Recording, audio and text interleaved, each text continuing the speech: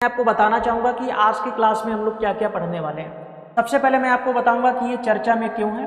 तो छोटा सा आपको आइडिया आपको मिल गया होगा, और ये ब्रीफ आइडिया क्या है कि हाल ही में सुप्रीम कोर्ट के द्वारा इससे संबंधित कुछ फैसला लिया गया था, उसे असंवैधानिक घोषित किया गया है। किन आधारों पर असंवैधानिक घोषित किया गया था और क्या था बिहार सरकार का निर्णय, उसे हम लोग यहाँ पर जानने का प्रयास करेंगे।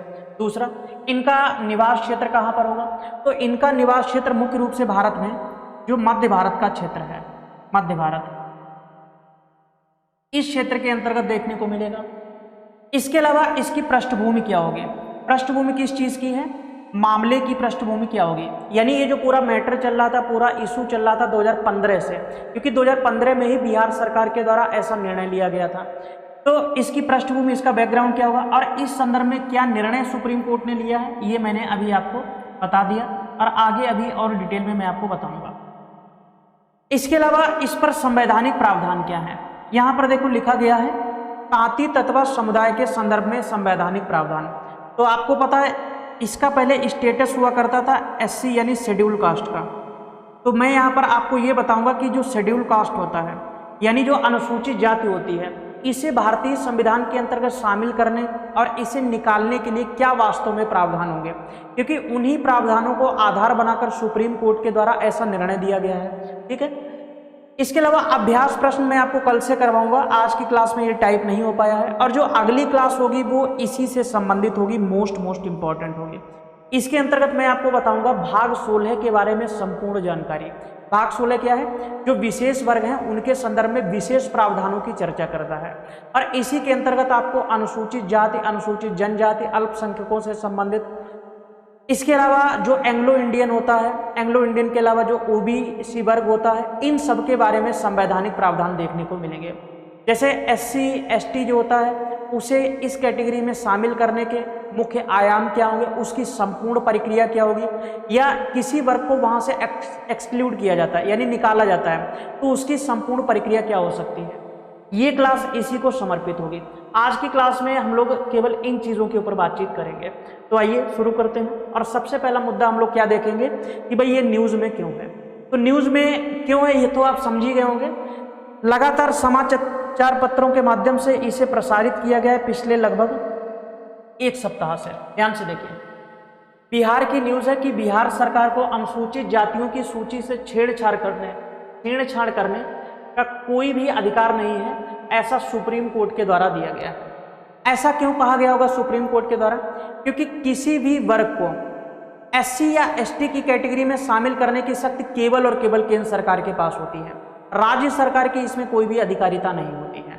आपको पता है ऐसी उद्घोषणा राष्ट्रपति के द्वारा की जाती है, जिसे संविधान संशोधन के माध्यम से संसद के द्वारा बाद में संविधान में शामिल कर लिया जाता है। इसी बिहार पर सुप्रीम कोर्ट ने ऐसा कहा। एक और हेडलाइन आप ध्यान से देखिए, सुप्रीम कोर्ट से नीतीश को झटका, एससी लिस्ट से तांती तत्वा बाहर, पद खाली होकर कहा कि वापस एससी को मिलेंगे, पद खाली होकर एससी को मिलेंगे, मतलब जहां पर इनकी नियुक्ति वगैरह हो गई थी। समझ रहे हो। एक और यहां पर न्यूज़पेपर की कटिंग है, ध्यान से देखिए, आपको ये करने का हक नहीं है, ऐसा सुप्रीम कोर्ट ने कहा है नीतीश की सरकार को। ये भी उसी पृष्ठभूमि में कहा है, और सेम न्यूज यहां पर आप देख रहे होंगे। इस प्रकार की न्यूज लगातार आपकी आंखों के सामने से गुजर रही होगी। अब मैं आपको बताता हूं कि वास्तव में ये चर्चा में क्यों होगा, इसका चर्चा में रहने का कारण क्या होगा। पेन का कलर हम लोग चेंज कर लेते हैं ताकि विजिबिलिटी थोड़ी सी बढ़िया रहे। तो चर्चा में रहने का कारण क्या होगा, ध्यान से देखिए, बहुत ही इंपॉर्टेंट टॉपिक है। सर्वोच्च न्यायालय ने सोमवार को फैसला सुनाया है कि जो राज्य होगा, ध्यान से पढ़िए, राज्य संविधान के अनुच्छेद 341, भारतीय संविधान का भाग 16 पढ़िएगा, भाग 16, तो इसका जो अनुच्छेद 341 के तहत प्रकाशित अनुसूचित जाति की सूची में बदलाव नहीं कर सकते हैं। यानी इस आर्टिकल के अंतर्गत कहा गया है कि जो राज्य होंगे वह कभी भी अनुसूचित जाति की कैटेगरी में बदलाव नहीं कर सकते, उस सूची में कोई भी फेरबदल नहीं कर सकते। आगे क्या कहा गया कि इसी के साथ सर्वोच्च न्यायालय ने तांती तत्वा समुदाय को अनुसूचित जाति के रूप में वर्गीकृत करने वाली 2015 की बिहार सरकार की अधिसूचना को रद्द कर दिया है। मोस्ट इंपॉर्टेंट है, बैकग्राउंड आप लोग समझ पा रहे होंगे। पीठ ने कहा है कि पटना उच्च न्यायालय, हालांकि पटना उच्च न्यायालय ने कहा था कि ये संवैधानिक है। इसने क्या कहा था? संवैधानिक। कथन बना के जो दिए जाते हैं कूट बना के, उसमें ये लिखा जा सकता कि इसने भी असंवैधानिक माना था, संवैधानिक माना था। तो इसने क्या इसे माना था? संवैधानिक माना था। तो पटना उच्च न्यायालय ने संविधान के अनुच्छेद 341 का हवाला दिए बिना पूरी तरह गलत आधार पर अधिसूचना को बरकरार रखकर गंभीर गलती की है। यानी उसने, सुप्रीम कोर्ट ने क्या कहा है कि पटना हाई कोर्ट ने इस प्रकार का इसे जो संवैधानिक दर्जा दिया था वो पूरी तरीके से क्या है? गलत है, गंभीर गलती की श्रेणी में मारा है।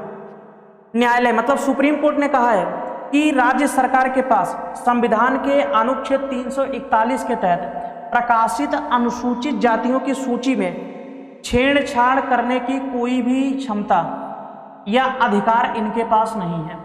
उसने निर्देश दिया कि इस समूह को अत्यंत पिछड़ा वर्ग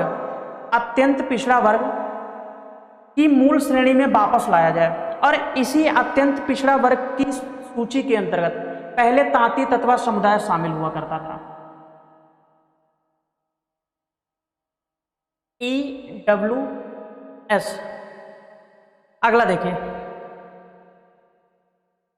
इनका निवास क्षेत्र की अगर बातचीत करें, निवास क्षेत्र मैंने आपको पहले ही बताया था कि जो मुख्य रूप से आपका मध्य भारत का क्षेत्र होगा वहां पर ये निवास करते हैं। ये जो पूरा रीजन आपको दिख रहा है, इस क्षेत्र के अंतर्गत ये निवास करती है, इस संपूर्ण क्षेत्र में पाई जाती है। यहाँ पर कुछ आप नाम भी पढ़ सकते हैं कि कौन कौन से मुख्य क्षेत्र होंगे। सबसे पहले तो ऐतिहासिक रूप से आपको ध्यान रखना कि ये बुनकर यानी कपड़ा व्यापारी समुदाय से संबंधित वर्ग है, मोस्ट इंपॉर्टेंट है। दूसरा ध्यान से देखिए कि गुजरात के अंतर्गत आपको देखने को मिलेगा, महाराष्ट्र है, झारखंड है, बिहार है, उत्तर प्रदेश है, पश्चिम बंगाल और असम के अंतर्गत। यही रीजन जो मैंने यहाँ पर हाईलाइट किया इसी के अंतर्गत मुख्य रूप से है। 2 पॉइंट जरूर ध्यान रखिएगा कि बुनकर और कपड़ा व्यवसायी, और दूसरा यहाँ पर कौन सा इनका मुख्य रीजन होगा।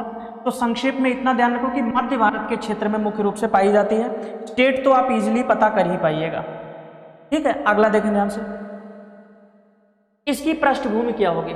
पृष्ठभूमि के ऊपर हम लोग बातचीत करते हैं, ध्यान से देखिए। बिहार सरकार ने इस समुदाय को पदों और सेवाओं में रिक्तियों, ये एक एक्ट यहाँ पर दिया गया है, देखिए, पदों और सेवाओं में रिक्तियों का आरक्षण अधिनियम 1991। तो ये एक्ट भी आपको ध्यान रखना क्योंकि अभी करंट में है। के तहत अत्यंत पिछड़ा वर्ग मतलब यहाँ पर ईबीसी का मतलब एक्सट्रीमली बैकवर्ड क्लास के रूप में वर्गीकृत किया था। पहले ध्यान रखिएगा इसका स्टेटस हुआ करता था इस रूप में। जुलाई 2015 में बिहार सरकार ने इसमें कुछ छेड़छाड़ किया और क्या कहा कि राज्य पिछड़ा वर्ग आयोग से इन्होंने परामर्श किया, जो कि सही भी नहीं था, लेकिन इन्होंने परामर्श किया कि सिफारिश के बाद इस आधार पर कहा कि भाई अब जो तांती तत्वा समुदाय होगा इसे हम लोग इस सूची से निकालकर ईबीसी से निकालकर कहां पर रखेंगे, शेड्यूल कास्ट की कैटेगरी के अंतर्गत शामिल कर देंगे। इस निर्णय का उद्देश्य जो था तांती तत्वा समुदाय को अनुसूचित जाति का लाभ पहुंचाना था और इसे 2017 में पटना हाईकोर्ट ने बरकरार भी रखा था। पटना हाईकोर्ट में इस निर्णय को लोगों के द्वारा चुनौती दी गई, लेकिन पटना हाईकोर्ट ने बिहार सरकार के इस निर्णय को उचित माना। आगे के बाद में सर्वोच्च न्यायालय में भी इसे चुनौती दी गई। बाद में इसे कहां पर चुनौती दी गई है, सर्वोच्च न्यायालय के अंतर्गत, और सर्वोच्च न्यायालय ने 2024 के अपने निर्णय में इसे असंवैधानिक घोषित कर दिया। तो ये इसका बैकग्राउंड है जिसे आपको ध्यान रखना है। और इसका परिणाम क्या निकल के आया था वो मैंने आपको पहले ही बता दिया था कि हाल ही में जो भी मंडे वाले दिन डिसीजन आया है सुप्रीम कोर्ट का, उसमें बिहार सरकार के इस फैसले को असंवैधानिक घोषित कर दिया। और किस आधार पर कि भाग 16 अनुच्छेद 341 के अनुसार किसी भी वर्ग को अनुसूचित जाति और अनुसूचित जनजाति, आप बोलिए अनुसूचित जाति से संबंधित यहाँ पर मामला है, तो अनुसूचित जाति की कैटेगरी में शामिल करने का अधिकार केवल और केवल किसे होगा, संघ सरकार को होगा। और संघ सरकार के लिए ऐसी अधिसूचना राष्ट्रपति के द्वारा शामिल की जाएगी, क्योंकि इसके माध्यम से संविधान में संशोधन किया जाना है। इसलिए बाद में इस प्रकार के प्रस्ताव को संसद के अंतर्गत प्रस्तुत किया जाएगा, और जब संसद से ऐसा प्रस्ताव पारित होगा तब यहाँ पर उस सूची को संविधान के अंतर्गत अपडेट कर दिया जाएगा, राइट। तो ये पूरी यहाँ पर संक्षेप में मैंने आपको प्रक्रिया बताई। इस बारे में संवैधानिक प्रावधान क्या होंगे, मोस्ट इंपॉर्टेंट है, चर्चा में है तो आपको पता भी होना चाहिए। देखो ध्यान से, सबसे पहले आपको भारतीय संविधान का एक भाग पता होना चाहिए, और ये भाग कौन सा होगा, भारतीय संविधान का भाग 16 है। और यहाँ पर टोटल जो आर्टिकल्स की रेंज होगी ये आपके रहेंगे अनुच्छेद 330 से लेकर 342 तक, 330 से 342 तक। इसमें विशेष वर्गों के संदर्भ में कुछ उपबंधों के बारे में बातचीत की गई है। इसी भाग 16 के एक अनुच्छेद 341 के तहत, अनुच्छेद 341 के तहत प्रकाशित अनुसूचित जाति की सूची में बदलाव करने का कोई अधिकार नहीं है। किसके पास? राज्य सरकार के पास। यानी राज्य सरकार इस लिस्ट को अपडेट करने की शक्ति कहीं से भी किसी भी प्रकार की नहीं रखती है। दूसरा, भारतीय संविधान के अनुच्छेद 341 का क्लॉज 1 भारत के राष्ट्रपति को राज्यों और केंद्र शासित प्रदेशों में अनुसूचित जाति निर्दिष्ट करने की शक्ति प्रदान करता है। यानी कौन सा वर्ग अनुसूचित जाति के अंतर्गत शामिल होगा और कौन सा शामिल नहीं होगा, इसका निर्णय करने की शक्ति किसके पास है? राष्ट्रपति के पास। और ऐसा भारतीय संविधान में कहां पर कहा गया है? 341 क्लॉज 1 के अंतर्गत कहा गया है। दूसरा, 341 क्लॉज 2 आगे की संसद को इस सूची को संशोधित करने का अधिकार देता है। मतलब उसे नोटिफाई कौन करेगा? एज ए SC कैटेगरी राष्ट्रपति।